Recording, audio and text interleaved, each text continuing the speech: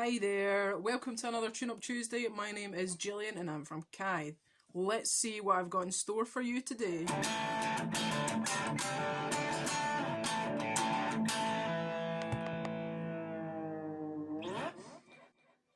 Don't you hate it when you're trying to shred a massive solo and your fingers are just like... That is the technical term. And you're trying and you're like, these strings are just old, sounding dull, and they're just like rusty.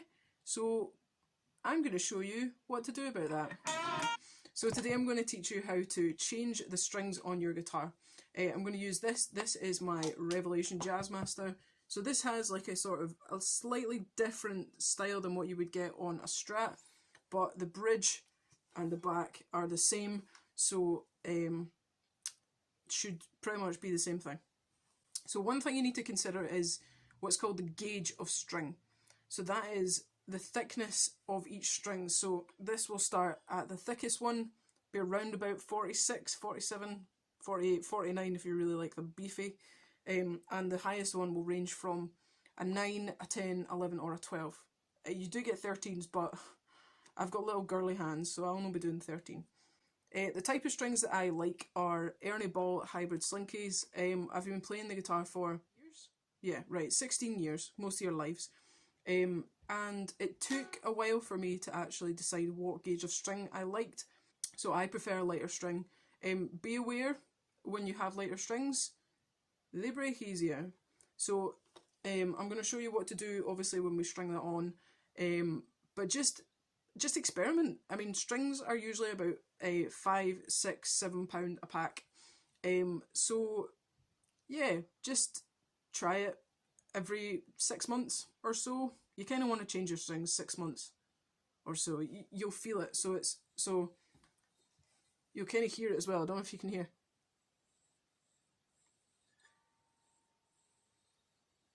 Yeah. So it kind of goes a little bit like a violin.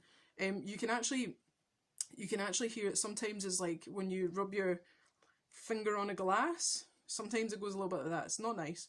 So a lot of it is feeling. So when it starts to feel, change your strings because chances are they need it. So when you change a string, there are a couple of little tips and tricks that I can show you. Stuff to look out for. Now, as a disclaimer, I've always been a person to do it myself. But if you don't feel confident, please don't try this yourself. There are wonderful people in guitar shops who will charge you a little bit of money to do this, but it will be worth it if you make a dog's face of it. So I learned kind of just by doing it myself when I was younger. So you can decide what is the best way for you, but I'm going to share my thoughts and feelings on this. So let's take a look at how to unstring your guitar. Okay, so to do this, you literally just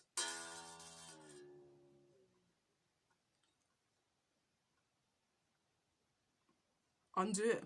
It's as simple as that. Obviously, if you've snapped a string, you will still have remnants of this remnants at the top, and you will probably have what's called the ball end. Don't laugh. Still in this part here. Sorry. Which is, the bridge, basically. So I'll show you what to do with that as well. So we'll start by undo it. Oh, look, see? Like this. And then you kind of want to direct your attention to the headstock. Let me show you. Okay, so this being the headstock, this is a machine head, so obviously we turn this.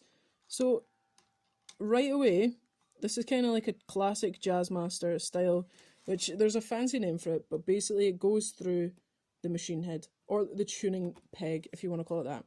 So we have a little bit of string that goes in there and gets wound round, okay? So let me focus this in, fairly simple design, then gets screwed back up. So here's a tip right now. So I always need to think about which way I tune this, right? There is no shame in it. Every time I do it, I think down, up, down, up. Okay, so I'm just going to wind this back up just to show you. So you want to make sure that it's sitting on the nut here. There's a nice drop D. Right, E. Okay, so that is how you would do it, right? So one thing to look out for, kind of easier to see on these, is these little bits here. Okay, so that is a lovely, lovely, let me see if I can show you. That is a lovely wound, okay? So they're nice and parallel and they're not like, actually these are all pretty good. Hats off to the guy who did it. So I'm going to show you from scratch one string, how to restring it on this guitar, okay? All I have done is taken this string off of that machine head and we're here at the bridge, okay? So this should be nice and free. Now, basically, what I will show you is the other side of this guitar. Okay, so remember that ball end I mentioned? Here he is. All we do is pull that off. And that is how the string comes off. So all we would do to put this back, I am going to cheat a little bit. I'm just going to put the string back in because you don't want to see me do this for every single time. So I'm just going to show you. But here's a top tip. So for this, I would lay this string out beside a couple of millimeters. More isn't really going to make much difference. But just for quickness, you can just lay it and then all the other ways, so your strat method is slightly different, and I can show you that as well. But for this, I would chop this pre-stringing, if you like. So to put this back in, obviously you have these 6 holes, 1, 2, 3, 4, 5, 6. So you've got, this is the E, so obviously this is the high, so E, B, G, D, A, E. If you've done your homework, you'll remember that from last week. All we would do, oh, this is hard to do through here, right? Is literally just push this string through. Now, because this string has been on before, it's going to be slightly difficult because obviously we've got that kink basically in the top. I am going to pause you there and pull this through. 2 seconds. Well done. That was so quick. So all I've done is basically I've pulled this string back through and I'm going to pull, okay? And I'll show you back up the top in 1 second. So we're back up the top. For this, you can kind of see here, there's like a really scientific method of measuring strings like this. Okay? But I'm going to show you this version. So pop that through the hole in the middle like this. And once that hits and can't go anymore, that's where you kind of just pull it round and hold it. Okay? I'm going to try my best to do this one-handed, as if I wasn't skillful enough, okay? So watch my right hand. That's right? Yeah, so this is still in here, but I'm kind of holding this underneath. I don't know if you see that. Underneath, right? So I'm just supporting that there, but I'm also holding it, giving it tension so that it won't go anywhere here. Right?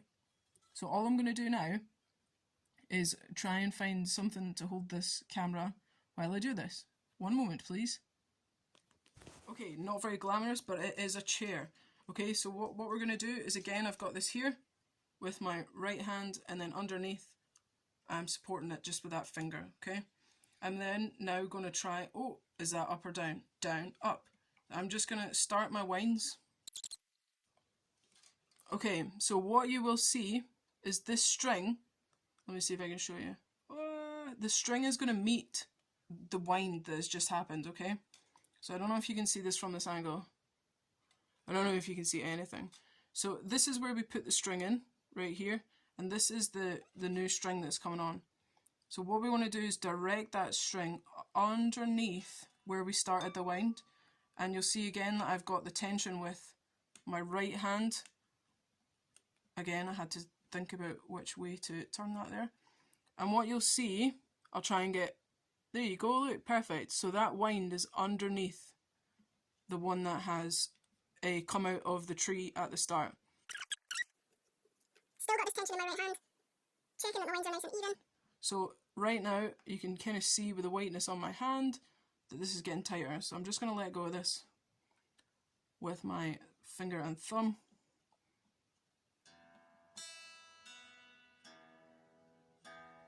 and that is your E wound to pitch.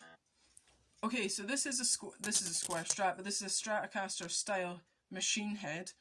And what I'm going to do is show you how you put this in. So you'll see here, there is a hole right there. Okay, that is actually, I've actually got a double hold tuner. Okay, so there's actually 2 points of contact that you could use. Okay, wonderful, high definition. Okay, what you'll see right away is there's a lot more wounds on the A than there is on the E. I don't care about that, but what I do care about is that the wounds are nice and even. Okay, so if I can focus back in, so the wounds are going underneath and they're not getting caught by anything under here. Okay, so that is one top tip to make sure. So you've got all this excess string. All you would do is snip it with a set of cutters like this. So these are my side cutters. I've had these probably for about 6 years now, and they are magical. So these are insulated. You don't need insulated ones, but you know, that's fine. So what you need with these side cutters is there's a nice flat edge that you can get right up to the string and snip it. Just be careful that you're not snipping other strings, because I've done that before and it's a pain in the face. So let's go back and see at the head. And you want to cut it as close to the opening as possible, because I'm sure I have some scars over here. Yep, so there's a scar right here on my hand, on my thumb. That is from a guitar string where it cut me and it hurt. So make sure that you are snipping them, but also just don't snip them anywhere that you're going to hurt yourself. So as you've seen last week or 2 weeks ago, this is a Gibson SG. This is slightly different, although the winds, the machine heads at the top are the same as on a Stratocaster, okay?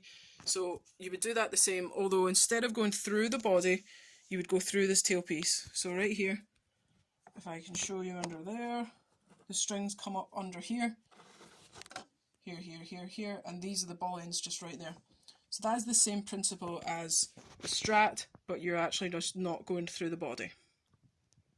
So one thing you're going to find when you change your strings is that your strings are going to be horrendously out of tune. That's fine. It's what we call stretch. So we call it the string stretching off. The string doesn't really stretch off. It's like settling in, basically. So that's out of tune. That's the only one that we've touched, so I know this one's out of tune. What we would do as a protocol for changing your string is you can call what's called pre-stretch. That's one method, okay? I use it to a certain extent, but I don't overuse it. If you overuse it, you snap the string. Here's your point of caution. Do not pull the string too hard, okay? So what I do is I put my palm on the bridge here, right? And with my thumb, just gently, well, I actually would put the heel of my wrist on the bridge, and I would just gently pull. And what you'll find is that's even more horrendously out of tune, okay? What that's doing is that's basically just pulling the string, giving any tension, so you're kind of just tensioning it. Pre-tension, if you want to call it that. Okay, and again, okay, this time I've not got my heel, but I have my hand here, so there's no tension going past here. So you're literally just, okay, and again. But what you will find is you will have an out of tune guitar. Just keep tuning it. That is the only way that you're gonna, that is the only way that you're gonna bed these strings in, is just by keep tuning it. Alright, so hopefully that has been helpful in some way, shape or form. If you've learned something, awesome. If you've not, well, you got to see my beautiful face for another week. So if you have any questions at all, feel free to hit us up on Facebook, Twitter, Instagram, Snapchat, TikTok, WhatsApp. Just get in touch. Don't feel weird about making mistakes. That's how we all learn. It's called experiential learning. I would rather you make a mistake and tried than to not have tried, to paid somebody else when you could have done it yourself. But yeah, so hit us up. Any questions is welcomed, and stay safe, stay cool, stay awesome.